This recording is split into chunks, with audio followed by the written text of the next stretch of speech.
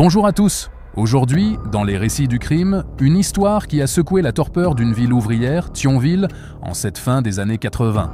Une affaire sordide, un meurtre brutal, dans un lieu que l'on croit pourtant familier, presque rassurant, un supermarché. L'histoire de Marcel Caretto, chef de mise en rayon au Géric, un homme retrouvé baignant dans son sang, un couteau de boucher planté entre les côtes, une histoire qui démarre comme un mauvais polar et qui va révéler les petites bassesses et les grandes rancœurs du quotidien. Nous sommes le mardi 18 octobre 1988 à Thionville, en Moselle. La brume matinale s'accroche encore aux hauts fourneaux éteints qui témoignent d'un passé sidérurgique glorieux mais déclinant.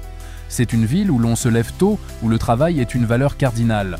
Au supermarché Géric, situé au 12 rue de la Sidérurgie, dans la zone commerciale de la Fench, l'activité commence avant même l'ouverture des portes aux clients. Marcel Caretto, 52 ans, est l'un de ces lève-tôt. Chef de mise en rayon, c'est un homme de principe, méticuleux à l'extrême, peut-être un peu rigide, diront certains. Il habite au 7, allée des Acacias, à Yutz, une petite commune voisine, marié, 2 grands enfants déjà partis du foyer. Une vie simple, réglée comme du papier à musique. Chaque matin, il est l'un des premiers à arriver au Géric, vérifiant les livraisons, s'assurant que chaque produit est à sa place. Marcel, c'est le genre d'homme pour qui un alignement parfait des boîtes de conserve est une petite victoire sur le chaos du monde. Mais ce matin-là, Marcel Caretto ne sera pas là pour réprimander un jeune employé distrait. Il est 6h30 quand Sophie Novak, une jeune caissière de 22 ans, arrive pour sa prise de service. Elle doit préparer sa caisse. En passant par l'arrière-boutique pour rejoindre les vestiaires, elle pousse la porte battante qui mène à la réserve principale, là où les palettes de marchandises s'entassent. Et c'est là, dans la pénombre froide de l'entrepôt, qu'elle bute sur quelque chose. Une forme allongée. Elle hurle.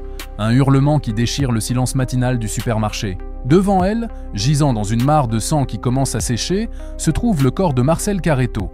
Son visage est blême, ses yeux ouverts fixent le plafond grisâtre, et planté dans sa poitrine, juste entre les côtes, la lame luisante d'un couteau de boucher. Un de ceux utilisés à quelques mètres de là, au rayon boucherie du magasin. La scène est insoutenable. Le directeur du Géric, Bernard Grémillon, un homme d'une 50aine d'années, habituellement soucieux de son chiffre d'affaires et de la réputation de son établissement, est appelé en urgence. Il est blême, il tremble. Les gendarmes de la brigade de Thionville, puis rapidement les enquêteurs de la police judiciaire de Metz, débarquent sur les lieux. Le commissaire Leroux, un homme d'expérience, la gueule burinée par des années à côtoyer la misère humaine, prend les choses en main, secondé par le jeune inspecteur Favier. Première constatation, la porte de service du supermarché, par laquelle les employés entrent, n'a pas été forcée. L'alarme n'a pas sonné. Cela oriente d'emblée l'enquête vers une personne qui avait accès au magasin, quelqu'un de l'intérieur. Le couteau, c'est confirmé, provient bien du rayon boucherie. Il a été nettoyé de toute empreinte. Professionnel ? Ou simplement quelqu'un de méthodique. Le légiste arrive. Ses premières conclusions sont glaçantes. Marcel Caretto a été tué la veille au soir, probablement entre 20h et 22h, après la fermeture du magasin. Il a reçu un seul coup, mais un coup fatal, porté avec une force et une précision terrifiantes. Pas de lutte apparente. Marcel a-t-il été surpris? Connaissait-il son agresseur? Alors voilà, l'enquête commence. On auditionne tout le personnel du Géric, un par un. Le directeur, M. Grémillon, décrit Marcel Caretto comme un employé exemplaire, consciencieux, peut-être un peu trop à cheval sur le règlement, ajoute-t-il du bout des lèvres. Des mots qui laissent entendre que la rigueur de Marcel n'était pas toujours appréciée. Certains collègues, sous le sceau de l'anonymat au début, se lâchent un peu plus. Marcel était pointilleux, cassant. Il ne laissait rien passer. Il avait le don de se faire des ennemis pour une palette mal rangée ou un produit dont la date de péremption approchait trop vite à son goût. Il y a Jean-Luc Vasseur, 35 ans, un autre employé de rayon. Ambitieux, le regard fuyant, il ne cache pas qu'il avait des divergences de vues avec Caretto. Il le trouvait vieux jeu, un frein pour ceux qui voulaient avancer. Vasseur espérait bien prendre sa place un jour. Un mobile, peut-être un peu léger, mais les enquêteurs le gardent à l'œil. Et puis il y a le rayon boucherie. Gérard Moulin, 28 ans, le boucher en chef. Un gaillard sanguin qui parle fort. Il reconnaît que les couteaux sont normalement rangés sous clé le soir. Mais la veille, il avait beaucoup de travail. Il a fini tard. Il est possible, dit-il, qu'un couteau soit resté sur le plan de travail pendant le nettoyage. Une négligence, murmure-t-il, visiblement mal à l'aise. Marcel Caretto avait-il eu une altercation avec lui récemment? Moulin nie. On se respectait, même si on n'était pas les meilleurs amis du monde. Les enquêteurs s'intéressent aussi à la vie privée de Marcel. Sa femme, effondrée, décrit un homme routinier, sans histoire, pas de dette de jeu, pas de maîtresse connue, un homme casanier. La piste d'un crime crapuleux semble s'éloigner. Non, tout ramène au Géric, à cette micro-société avec ses propres codes, ses jalousies, ses frustrations. Sophie Nowak, la jeune caissière qui a découvert le corps, est réentendue. Elle se souvient de quelque chose. La veille au soir, alors qu'elle quittait le magasin vers 19h30, elle a vu Marcel Caretto discuter vivement avec Jean-Luc Vasseur, près de la réserve. La voix était montée. Elle n'a pas compris le sujet de la dispute, mais l'atmosphère était tendue, électrique. Marcel avait l'air très en colère et Vasseur, il avait l'air acculé, dit-elle. Jean-Luc Vasseur est donc à nouveau convoqué. Cette fois, le ton du commissaire Leroux est plus dur. Mis devant ces contradictions, Vasseur commence à se montrer nerveux. Il transpire. Il nie d'abord l'altercation, puis la minimise. Une broutille, une histoire de planning, lâche-t-il. Mais les enquêteurs ne le croient pas. Il y a autre chose. Alors, que s'est-il passé cette nuit-là, dans les allées désertes du Géric?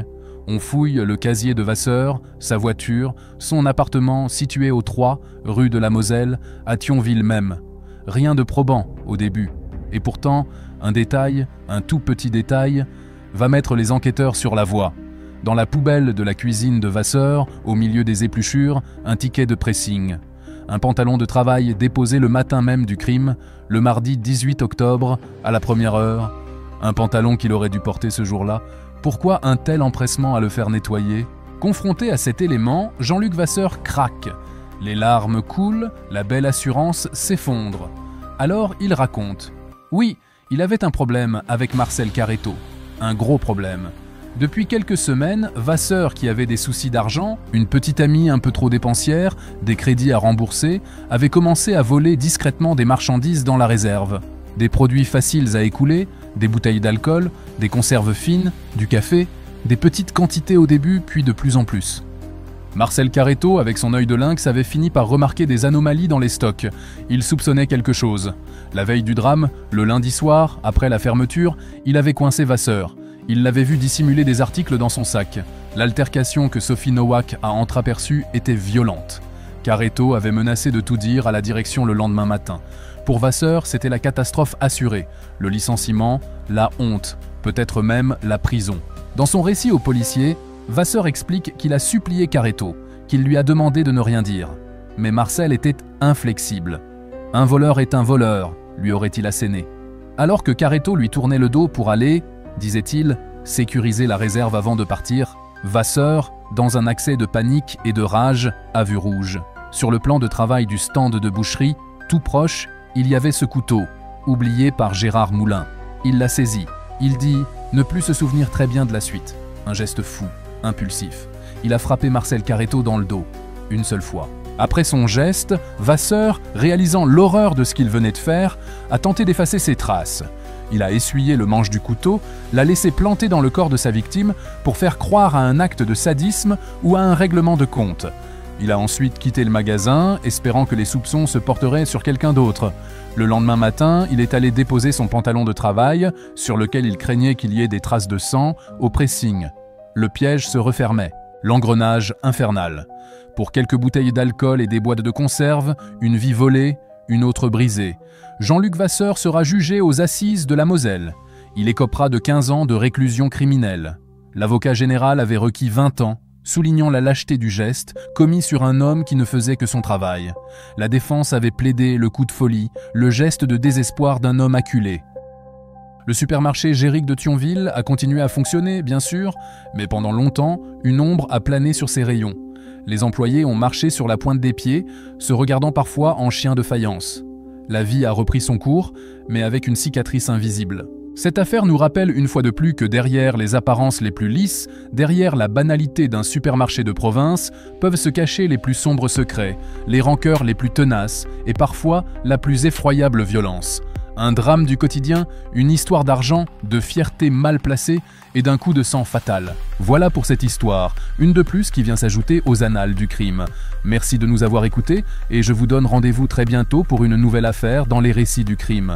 N'oubliez pas de vous abonner à la chaîne et d'activer la cloche pour ne manquer aucun de nos prochains récits. D'ici là, soyez prudents.